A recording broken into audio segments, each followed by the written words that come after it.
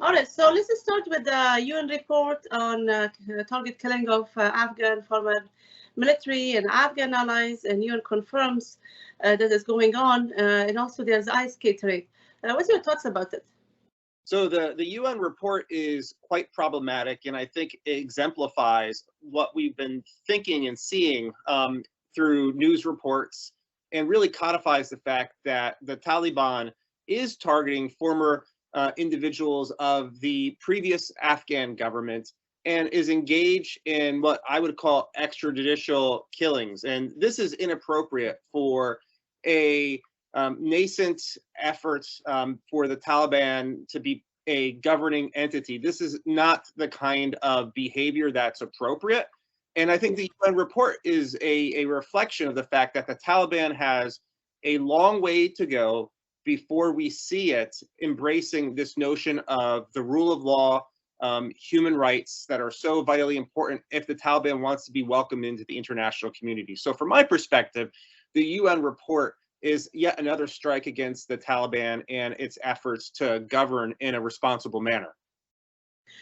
So the other report by State Department, the report on country report on terrorism, it suggests that 2022 in Afghanistan shaped with two major challenges: it's COVID, at the same time ISK. Did you see this report? What's your thoughts about it?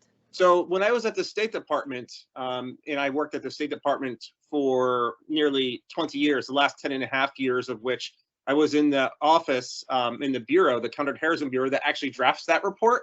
So I'm very familiar with it, and familiar with the fact that two of the primary challenges outlined in the country reports on terrorism absolutely relates to COVID. COVID has had a devastating effect in Afghanistan. Just as ISIS-K has. ISIS-K remains, unfortunately, a very strong terrorist fighting force.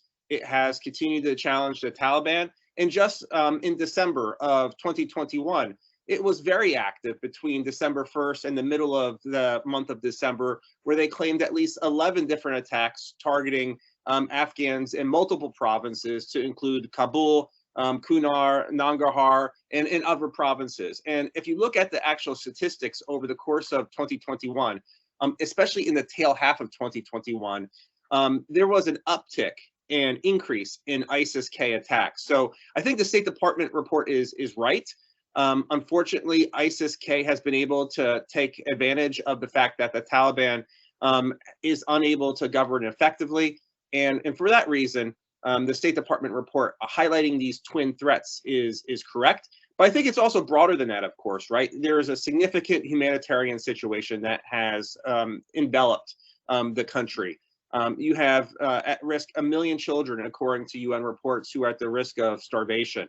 So I think we also have to think more broadly beyond the security aspects of the COVID health challenge and the security aspects related to ISIS-K, but also think about the dire humanitarian situation as well. And I wish the country reports on terrorism report also emphasize that as the third significant challenge.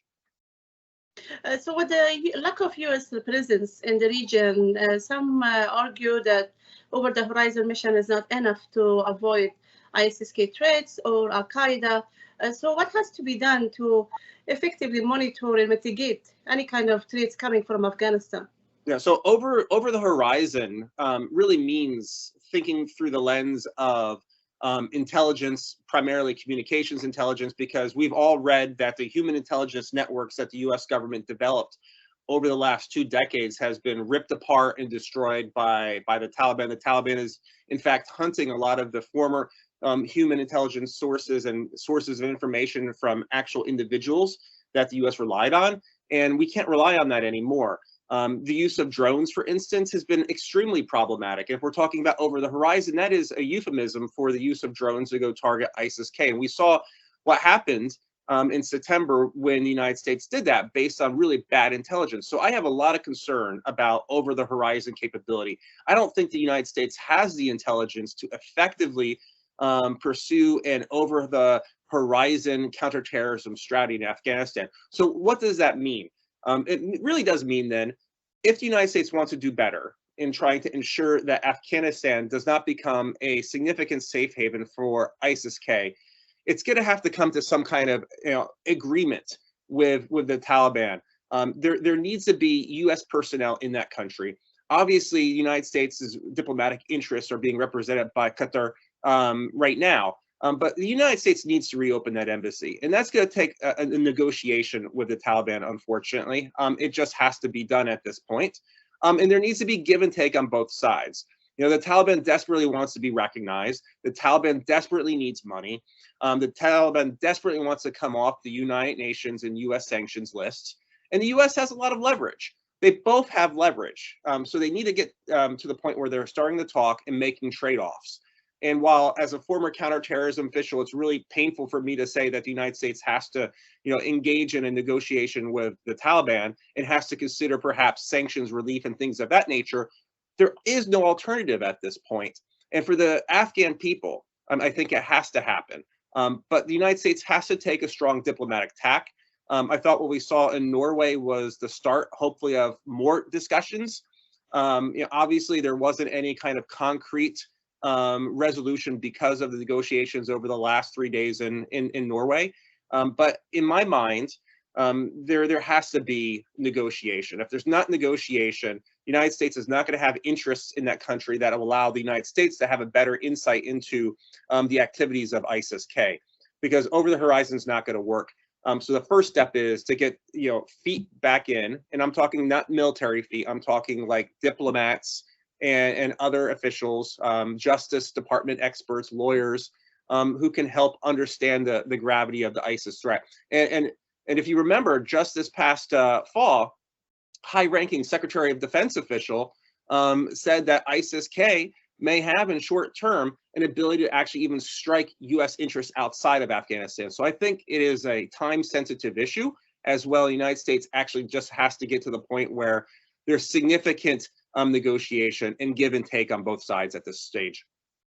You spoke about Qatar, that it can really help. So President Biden sent a letter to the Congress and asking them to count the Qatar as non-NATO ally.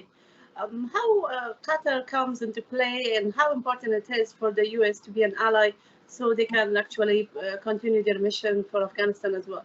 Qatar has been a very significant U.S. ally, and I think this really just codifies, it will codify what already exists on paper and principle. Qatar has been vitally important in the ability of the United States to have some sense of what the Taliban's thinking is, because Qatar has good avenues and connections, obviously, with the Taliban and with the Haqqani network as well.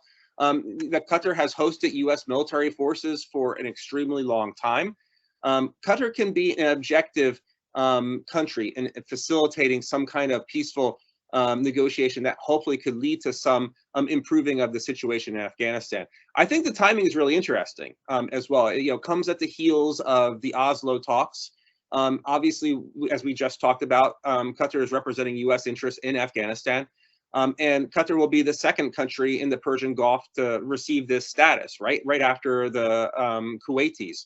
So I think it's appropriate, and I think it says a lot about the U.S. perspective of Qatar being a responsible player in the international community, a player who is devoted to trying to reach resolutions through nonviolent means. Also, Pakistani National Advisor was visiting Afghanistan, and they seem to just be supportive of what's going on, as continuing support to the Taliban with many of these members of the Haqqani network and the government and ISK, and also Taliban claim that they fight back the ISK. So how do you see the role of Pakistan really influencing the Taliban to cooperate to avoid increasing number of the Al-Qaeda or ISK presence in Afghanistan? I continue to believe, just when we talked, I think maybe a month and a half ago, that Pakistan does have an integral role to play in trying to get the Taliban to actually modify its behavior, to act and govern in a responsible manner.